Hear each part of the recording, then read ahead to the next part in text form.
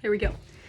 Once upon a time, specifically September 20th of 1928, a young girl was born into a famous musical family, the Reds.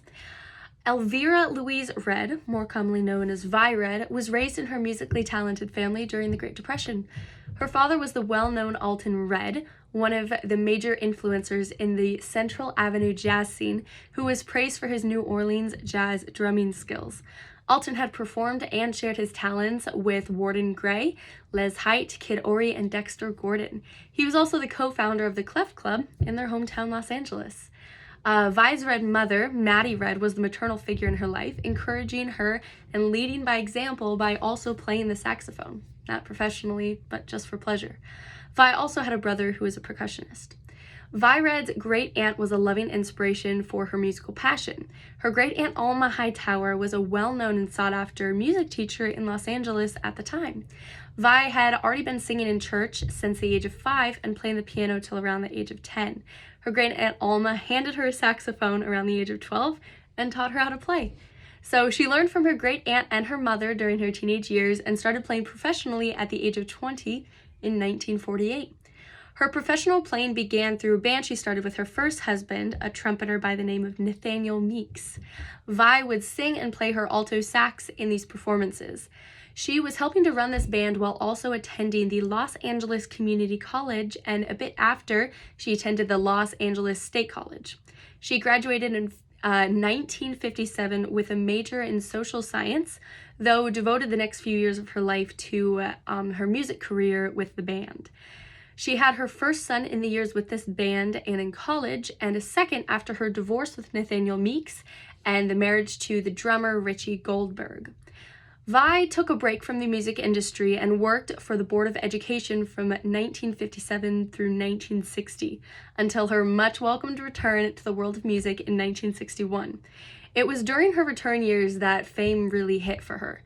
She had weekly gigs at the Red Carpet Jazz Club with Goldberg and an organ player in 1961.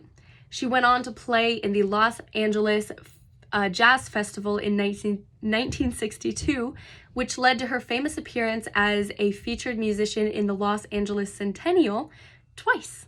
This magazine covered how successful this young artist was and how quickly she was gaining popularity in a male-dominated industry, while also being a mother and only 34 years old, which was quite impressive at the time, especially for a female.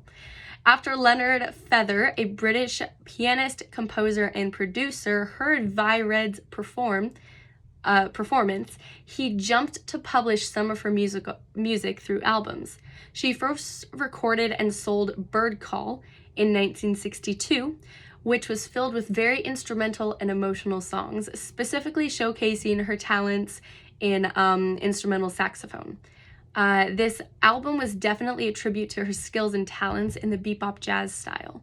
She then went on to release Lady Soul in 1963, a wonderful showcasing of her voice and a bit of her saxophone skills.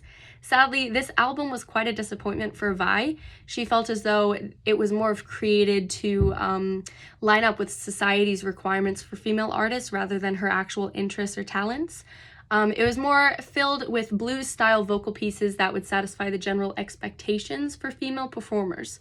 These published albums, though, were quite a big deal, considering the fact that most female artists did not have any recordings whatsoever. So she did appreciate them nonetheless. 1964 rolled around and Vi Redd was off tour in the US and Canada with Earl Hines. In 1966, she performed with her own band at the Monterey Jazz Festival and later traveled to London to perform as a singer in the historic Ronnie Scott's Jazz Club. Because of her popularity and people's craving to hear her signature saxophone sound, Vi sang, but she also played a lot for her audiences.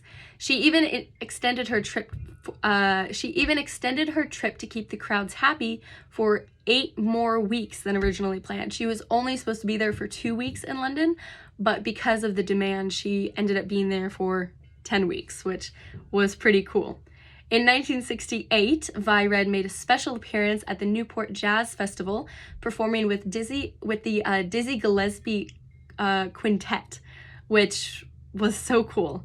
This was a big hit, especially because of her professionalism and confidence in the face of male mockery and bitter humor, because it was a male dominated industry, and she was performing with one of the biggest jazz artists in history. So of course there was going to be some backlash. She would go on to perform with Dizzy Gillespie whenever they toured California, gaining more and more respect from the quintet and their listeners every time. Such a powerful woman and shockingly good skills. They just couldn't put her down for long, you know? V. Red went on to tour Europe and Africa in the late in the year of 1968 with none other than the Count Basie Orchestra, which, wow.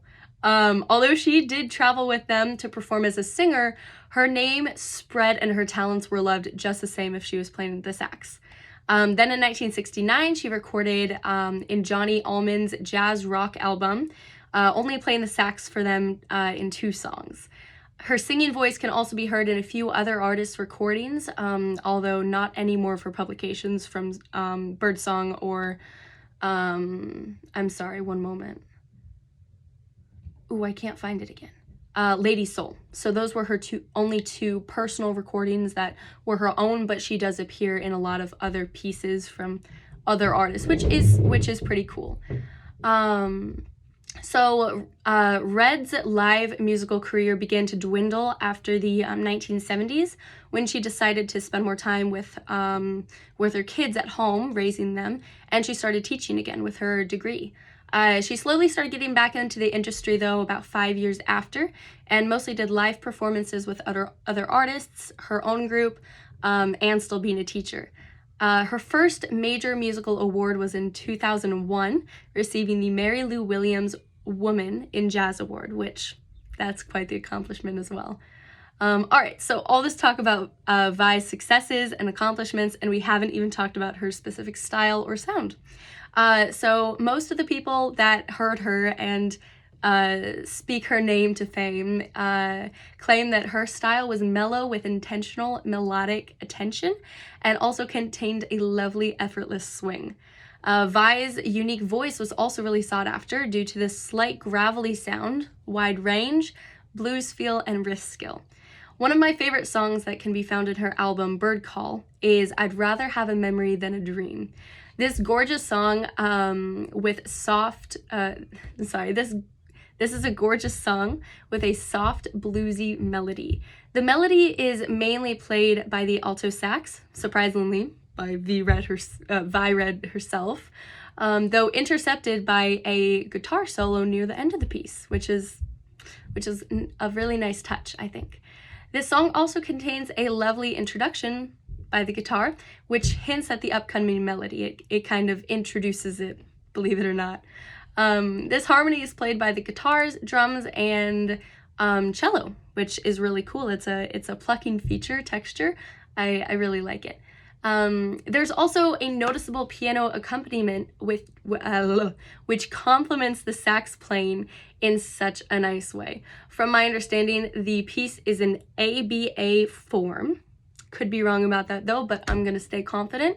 I find this song to be captivating because of the rich melody.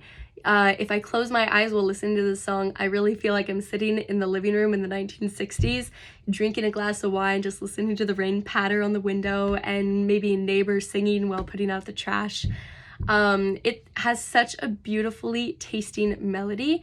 I just love it.